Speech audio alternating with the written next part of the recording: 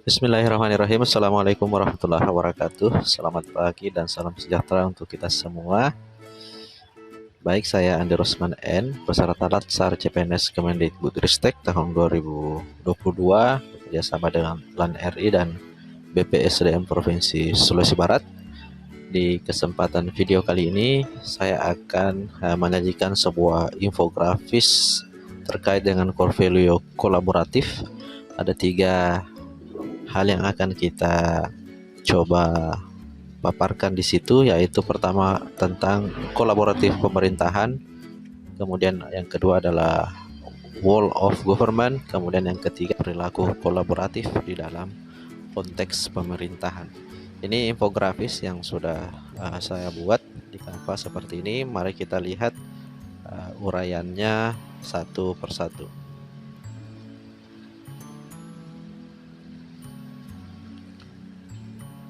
Kita mulai dari yang pertama mengenai kolaboratif pemerintahan.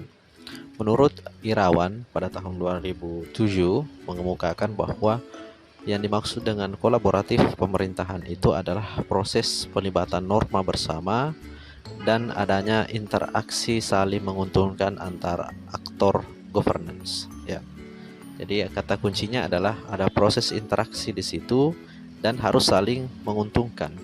Ya, kalau merugikan satu sama lain itu tidak termasuk ke dalam bentuk kolaboratif pemerintahan. Nah, ciri lainnya di kolaboratif pemerintahan adalah mencakup kemitraan institusi pemerintahan dalam rangka tujuan utamanya adalah pelayanan publik. Jadi ada beberapa mitra institusi yang saling bekerja sama dalam hal melakukan pelayanan publik. Nah, di sisi lain ada istilah juga yang dikenal dengan wall of government. Wall of government ini cakupannya lebih luas lagi daripada kolaboratif pemerintahan. Nah, mari kita lihat apa itu wall of government. Wall of government itu sendiri adalah pendekatan penyelenggaraan pemerintahan yang menyatukan upaya-upaya kolaboratif pemerintah dari keseluruhan sektor dalam ruang lingkup koordinasi yang lebih luas guna mencapai tujuan bersama dalam bidang pembangunan kebijakan, manajemen, program, dan pelayanan publik.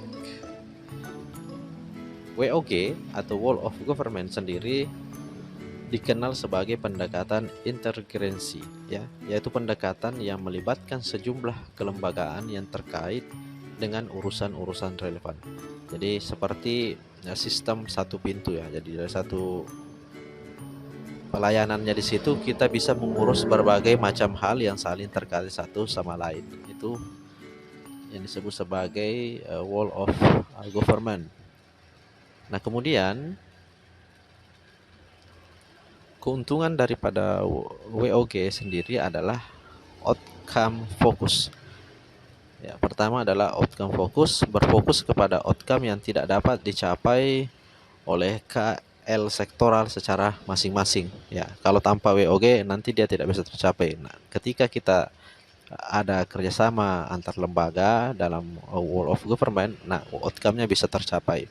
Kemudian ada boundary spanning atau implementasi kebijakan itu tidak hanya melibatkan satu instansi, tetapi lintas instansi, ya, saling terkait antara satu instansi dengan instansi yang lain. Berikutnya ada enabling. Enabling ini adalah WOG membuat pemerintah lebih mampu menangani tantangan kebijakan yang kompleks, ya, dalam hal pelayanan publik. Kemudian keuntungan WOG yang terakhir adalah strategic prevention, di mana WOG mendorong pencegahan terhadap masalah yang mungkin berkembang lebih jauh. Nah, apa saja sih bentuk-bentuk daripada WOG itu? Minimal ada 4 setidaknya, ya, ada bentuk WOG itu sendiri. Yang pertama adalah integrating service delivery, proses penyatuan pemberian layanan kepada publik, jadi seperti pelayanan satu atap, ya. Kemudian ada koordinasi dan kolaborasi, di mana pemerintah melakukan koordinasi atau berkolaborasi dalam mencapai tujuan bersama. Kemudian ada integrating dan rebalancing governance, ya, proses integrasi dan menyeimbangkan pemerintahan. di mana kontrol politik dan otonomi administrasi seperti di contohnya misalnya di Inggris. Lalu yang terakhir bentuk WOG lainnya adalah culture change, ya, perubahan kultur, ya, konsep-konsep sosial seperti budaya organisasi. Nah, kita masuk ke tahapan ketiga, bagaimana sih perilaku kolaboratif dalam konteks pemerintahan? Ya, perilaku kolaboratif dalam konteks pemerintahan itu ada berbagai macam ya. Misalnya yang pertama adalah kerjasama secara informal. Itu salah satu bentuk perilaku kolaboratif dalam konteks pemerintahan adalah melakukan kerjasama secara informal. Lalu yang kedua misalnya melakukan perjanjian bantuan bersama. Ini biasa terjadi memberikan pelatihan, ya, memberikan pelatihan di berbagai misalnya instansi atau lembaga saling terkait, saling mengundang misalnya, kemudian menerima pelatihan, ya tentu saja ini berkaitan tadi dengan memberikan pelatihan, kemudian melakukan perencanaan secara bersama-sama, menyediakan peralatan, kemudian yang selanjutnya adalah menerima peralatan. Kedelapan adalah memberikan bantuan teknis ya bagi yang membutuhkan, lalu menerima bantuan teknis.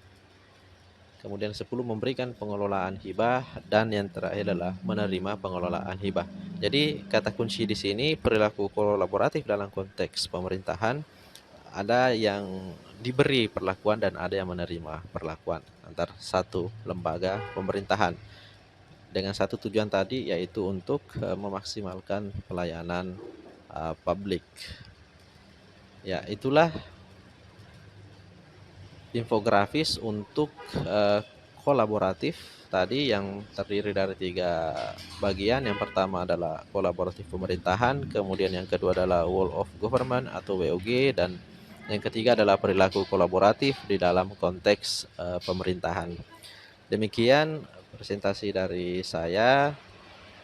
Saya akhiri dengan ucapan wabillahi taufiq wal hidayah. Wassalamualaikum warahmatullahi wabarakatuh. Bismillahirrahmanirrahim. Assalamualaikum warahmatullahi wabarakatuh. Selamat pagi dan salam sejahtera untuk kita semua.